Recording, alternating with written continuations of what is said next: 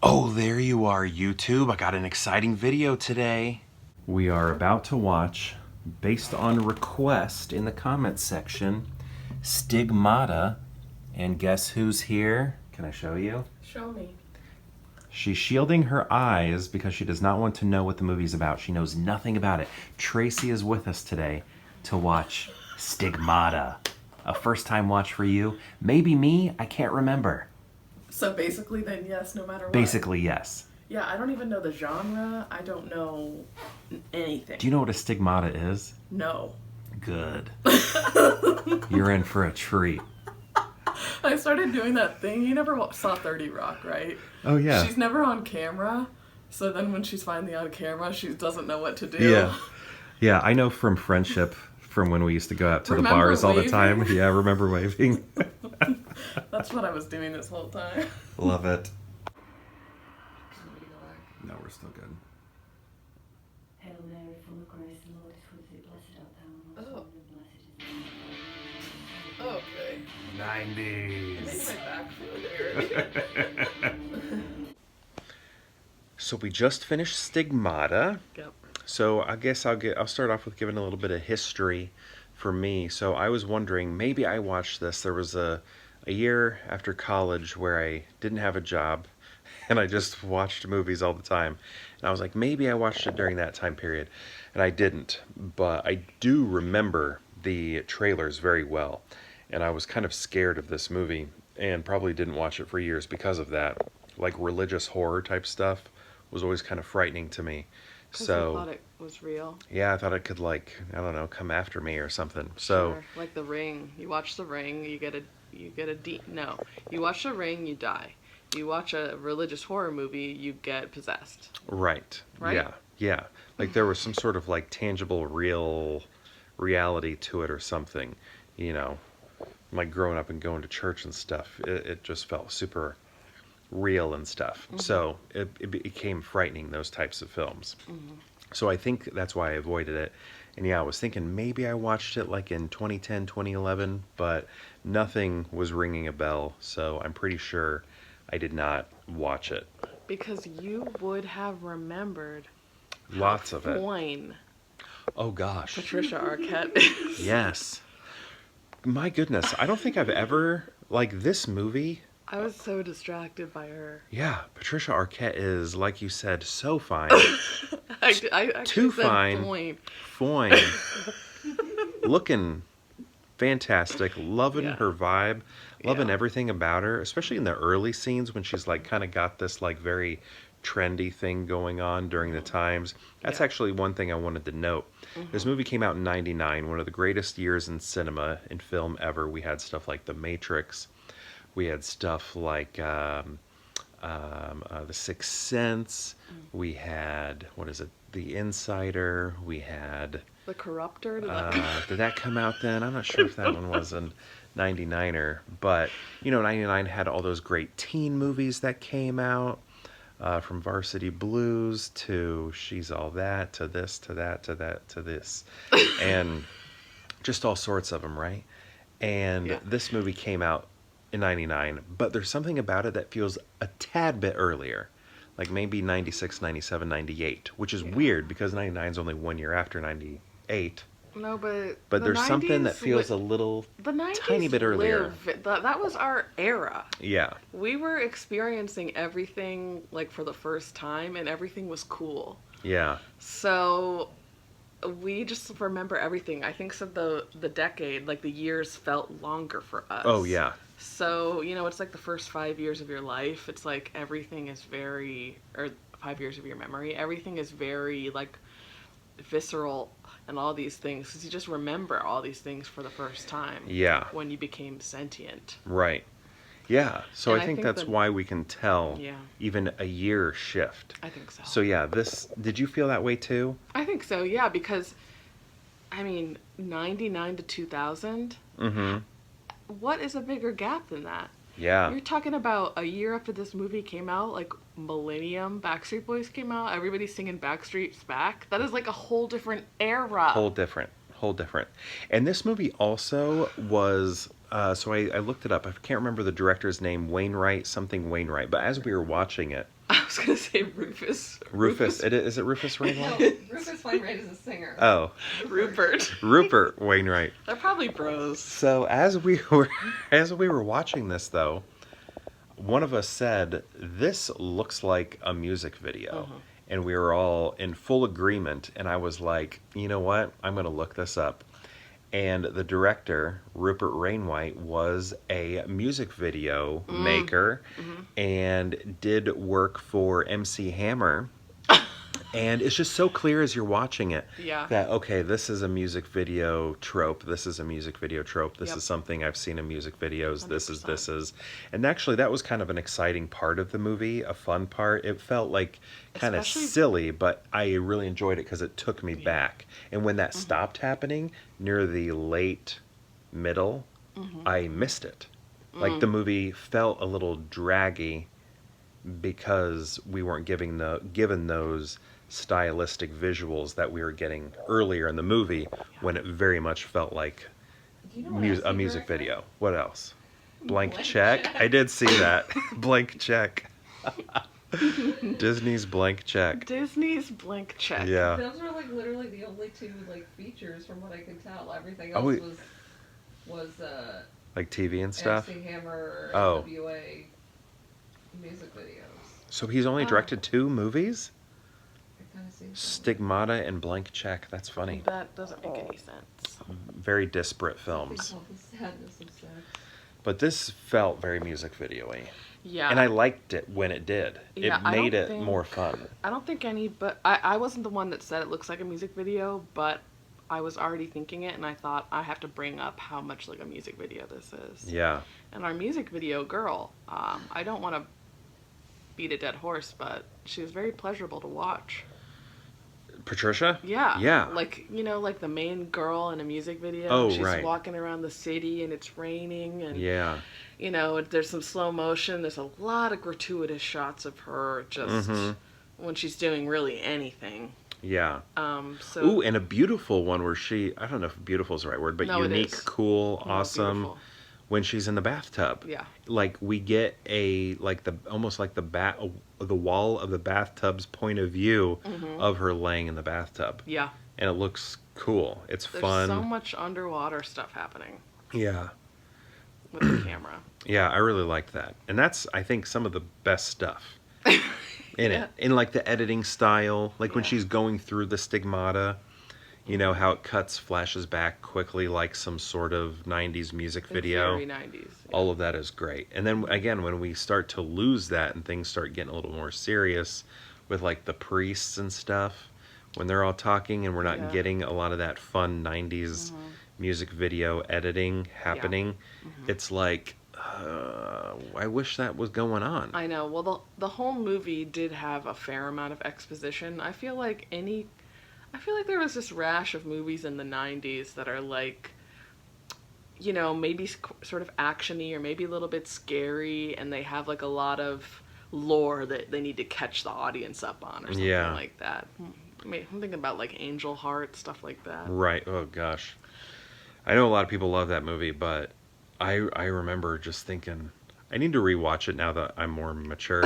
But I remember watching it thinking, gosh. Did you get to that sex scene though? I saw the whole thing, and I don't remember that though. You'd think I'd remember it. Yeah, I mean. But Angel Heart, I gotta try it again, because it felt too long for me. Exposition-y, dialogue-y. Yeah, there's a lot of background, except it takes place in New Orleans, so you got some fun voodoo stuff happening. Right. I need to give it another watch. Yeah. But there's where they have to like catch you up on the lore, and so there's a lot of exposition bits. So whenever we were getting those exposition bits interlaced with some music video bits, that was okay. Yes. Toward the end when it's like Just the lore, the Bible, the lost gospel, and we're just like, all right, okay, well, let's get to the action here. right. And that's Is this a good possession or a bad possession? that was something we had to ask ourselves. Is it a good or bad possession? Or the stigmata, I guess. But Oh yeah, the exposition. At the beginning, I did feel like the movie was moving kind of quickly. Like it was almost moving too fast. Like, are these moments deserved yet? Yeah. Because we were just like chugging along Sure. with certain things that was happening Maybe to the Patricia. pacing is a little weird. Yeah, the pacing was like very quick, and it's like, I don't even know her yet. Sure. Like, and I don't even now know. you're telling me to care about her? Yeah, exactly. But still, that's when it was okay and cool because the visuals were just so nostalgic that Yeah. I didn't care. To be clear, we immediately cared about her because of how hot she is. Yeah, how hot she is, facts, and the way she was filmed. Like all of that was, yeah, instant caring. Her teeth looked great to me in this. Yeah, and also something that used to bother me about her, I don't want to like drag her or anything, but I used to not like her voice. Her voice always bothered me because it was always like she was talking like this, which she kind of does to a stronger degree in like Little Nicky, but I also noticed it in other movies as well. Oh my And gosh. here I feel like it's non-existent. Like her voice Well, her voice was good. yeah, it was real good. Loved everything about her. Yep, me too. Yeah. So now you know what a stigmata is because you didn't before. Sure. And I think I guess I know. I feel like there's a lot that I still don't understand about this movie, and I'm just like expected to understand because it's like, oh, you know, you get it. It's Christian stuff. Right. But I still like, maybe I don't totally understand why a stigmata Why stigmata? and why she was one, and do you have to be possessed to be one, or was she just also like a stigmata who happens to be possessed as well by a guy who wants to get the gospel out? Yeah, that's an but interesting he's like thing. also like she's dying Yeah. and he's doing kind of devil stuff. I'm not sure if all those dots connect. That's what I'm thinking. Now I'm that just you like, say that. I'm like, okay, yeah, I'm a smart person. I'm watching this movie. I'm enjoying it. But what am I really figuring out here? Yeah. You know, I was just kind of accepting it, but now that you That's what I'm saying, now that you say it. Because it's Christian stuff, and it's like, oh yeah, that's, you know, it's like all in the culture. yes. We all So you don't question it as much. But Right. I'm just not totally understanding how the story. right connects. Now I don't know either. That's interesting. You're welcome. Yeah. Like, you know, as you're watching, you do kind of feel like, oh yeah, okay, all this makes sense. But yeah, if you stop and think about it a little bit, it's kind of like, huh? Because, Maybe. well, so I remember in the 90s there were like these documentary type shows or whatever, like the shows that were like aliens. Not, this is the 90s and aliens are a big deal and we're going to have a show about alien sightings. Sure. There was a show about like stigmata and stuff like that. And I remember watching it and thinking, gosh, it's on TV and it looks like a documentary. It's probably real. It's gotta be real. Yeah. Got to be real. Look, they did the DNA on that blood that was coming out of Mary, and the DNA showed the blood of a male. Yeah. Jesus's blood. So, got to be real. They tested it. They Science tested it. tested it. Tested it. So yeah, I guess I kind of had an understanding of what stigmata was when this movie came out, but yeah, that is interesting because the reason she has this experience is because her mother gives her a rosary that was given to her not given to her, but She bought that from a little boy in yeah, Brazil. who stole from a priest that was translating some of Jesus's gospel that is not a part of the Bible, right? And was he killed? It almost seems like he was killed. Or maybe he just died or something. I can't. I'm not sure. He But had unfinished business yeah, regardless. exactly. So he put that in the rosary, and it gave her the stigmata. He like imbued the rosary with not only his soul but the stigmata disease. Right. and then Patricia got it, the rosary, and then so now he's like sort of possessing her, and he's giving her stigmata. She's getting like the sores in her wrists and The sores. the That holes makes it sound and like they just crown of she's like a thorns. leper. But I don't think she ever gets stabbed in the side. I don't think she goes through that portion. But None of them ever have. is that what they said? Yeah. Oh, they They get all of the other ones except for the stabbing? Yes. Oh, okay. So yeah, why is the priest doing that to her in the first place? Yeah. Because He's all a he's man of really God here, trying right? to do is to get that gospel exposed so that the world can see it, so that the Catholic Church isn't suppressing it from the world. That's all he's trying to do. So why is he doing all this weird, freaky stuff? All he needs to do Yeah. is possess her really quick, and then Write it on the wall. write it on the wall, or write it, in like a note to a trustworthy journalist, and then they can print it in the New I've York got Times. it. What is it? I think she has to be the stigmata to have the church investigate Oh, so that the church. Oops, that was loud. So that the church.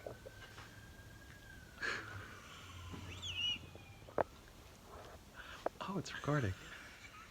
Okay, we just had a kid wake up, back to bed, all fine. So your point back to the church and stigmata. Yeah, so if he wanted to get the message, I don't know, I'm not clear on how he has the power to make someone a stigmata, Uh-huh. but that would be a surefire way to get that one weird group of the church that investigates X-Files Right. Very X-Files. out to her. And Gabriel Byrne is friends with that guy that can translate Aramaic. Right. And then he sent the photos to him, and guy with he's the one of the beard. guys, also one of the guys in the photo. Of Yeah.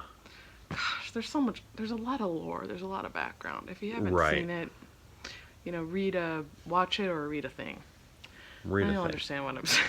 Well, regardless. That's a theory. Yeah. That's a theory, because at least we have one deposit. Right. And overall, here's the thing. I loved the beginning portion of the movie. We're very focused on Patty. Very nostalgic for us. Yeah, and the style, the filmmaking. Billy Corgan. Yeah, Billy Corgan did the music. So, Smashing Pumpkins, Zwan. We were really, we were almost making fun of a lot of the music choices. Yeah. Because they deserved it. But we also loved it. Yes, both. We got a foot in both camps. 90s stuff is just going to be nostalgic for us, so take Yeah. that stuff with a grain of salt if you so choose. I was thinking, though, how would it be? Because, Trent Reznor is our Billy Corgan of today. That Yeah. makes it... I can't tell who that's an insult to, but definitely Trent Reznor. I think they don't like each other. I think they made music videos where they were battling each other. Oh, okay. That would make sense. They don't seem like they would play nice. Yeah. But I'm just saying, Trent Reznor is doing scores. He's doing music for movies and stuff. With Atticus Ross. Atticus Ross. And not Atticus Finch. But they do Bruce. No, but they do David Fincher movies. Yes, Bruce. Who's Bruce Fincher? I don't think Why that's did a Bruce person. come into my head? I don't know. But I'm curious about if this movie were exactly the same, and if Trent Reznor did the music, what it would be like. Oh, I just yeah. kept thinking about that during. Yeah. I think that might have been nice. I think so too. Yeah. But, again, I think the thing that I was more loving was some of that weird editing, the music video style editing. It was very dated. The green, the 90s green that kept showing up. They were so clearly, Derek pointed this out during the movie, and I can't believe it took me a while to notice, so clearly on a sound stage. Oh, yeah. Or not a soundstage, but like a backlot. Oh yeah, backlot. For so much of the movie, there was one scene where they're in a little alleyway, and Yeah. they didn't have a building facade or a wall, so they just put up a black garbage bag looking tarp. Yeah, huge. Huge. And it was just basically because they didn't have anything to put there. So they're like, we'll just cover it up with a garbage bag and no one will notice, but that's all we noticed. I really feel like that scene was made on the cheap. if movies from the past and the future were shaking hands, Yeah. Stigmata would be in the middle. Yeah. They would be in the middle of that handshake. Right. Because it was old school backlot stuff. Right. from like the 40s and 50s vibes. Yeah. And then trying to do all this. I mean, the rings and stuff she was wearing. Oh my gosh, those rings. So she's like interfacing Inflatable furniture she was like interfacing from with Dry a Ice priest. and Claire's. She's wearing stuff from, what's it called? Dry Ice? Dry Ice and Claire's and all those places. Sing, yeah. Gadzooks. Limited to. Yeah, like it was like mall. She was wearing mall jewelry that was absolutely ridiculous. While, like you said, speaking with a priest. It was it was wild. And trying to get in his robes. Mm-hmm. Little flirtatious. Yeah. Kind of a pre-Fleabag situation.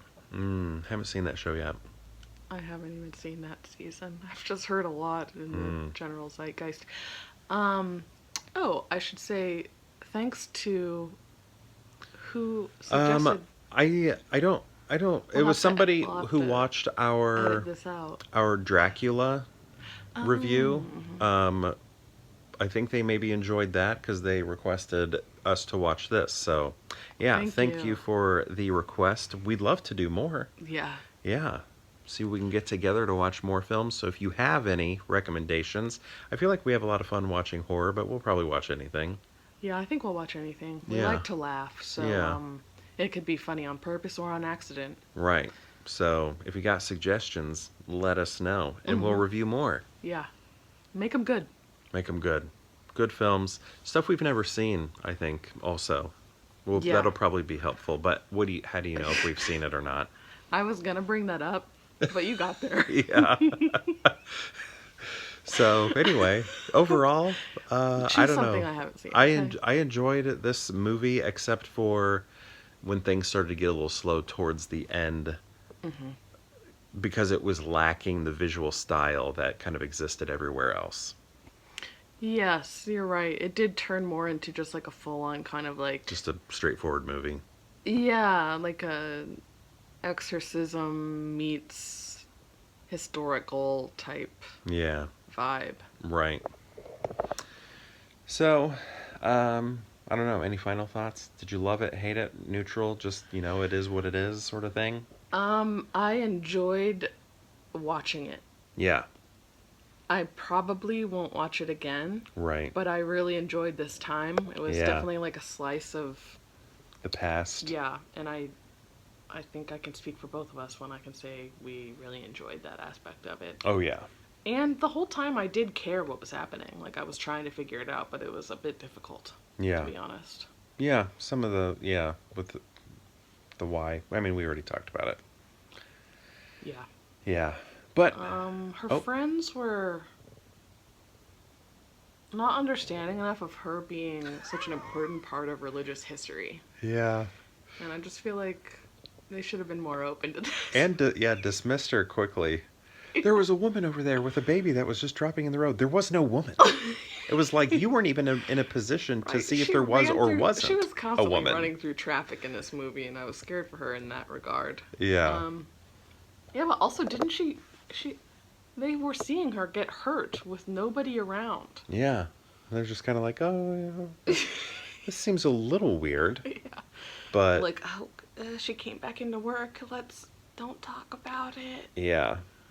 Yeah, that was strange. But... Very. Portia De Laurentiis. Portia De Laurentiis. Alrighty. Well, thank you so much for watching this review of Stigmata, a movie I've kind of wanted to see for a long time. I mean, I remember it when the previews were out. It was a movie of interest to me, and I finally watched it. So thank you for the recommendation. Do you want to do the outro? Do you remember it? It's been a while since you've been on. I think... hold on. Give me a second. I might remember it. Okay. I will just say that I think... one last thing about the movie. I think you were right about the water droplets going moving in reverse. Was just to show, like, hey, there's some weirdness here. Yeah. Just a good visual cue to tell us things are not normal right now. Yeah. Yeah. There's souls or demons or something floating around out there. Right. But... perhaps we'll see you tomorrow for more Pure Hangout.